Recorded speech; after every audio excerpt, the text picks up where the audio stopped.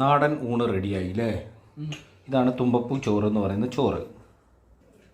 ഇതാണ് തുമ്പപ്പൂ സാമ്പാർ. അല്ല, തുമ്പപ്പൂ സാമ്പാറല്ല, എന്താ പറയുക, അടിപൊളി സാമ്പാർ. സാമ്പാർ അല്ലേ? ഇതാണ് സാമ്പാർ എന്ന് പറയുന്ന സാമ്പാർ. ഇത് നമ്മുടെ പപ്പടം പൊരിച്ചതാണ്. പപ്പടം അടിപൊളി പപ്പടം, മുരിച്ചതുകൊണ്ട് നോർമലായിട്ട് പൊരിച്ചതുകൊണ്ട് എല്ലാം കൂടി മിക്സാണ്. ഇത് കടലക്കറി, കടലയുടെ ഒരു ഉപ്പേരി പോലെ. വേറെ എന്താ ഉള്ളത്? ഇതെന്താണ്? മുളക് കൊണ്ടാട്ടം അല്ലേ?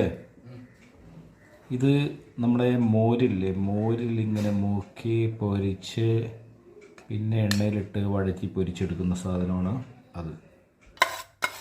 ഇതാണ് പാല് പായസം, സെമിയ പായസം.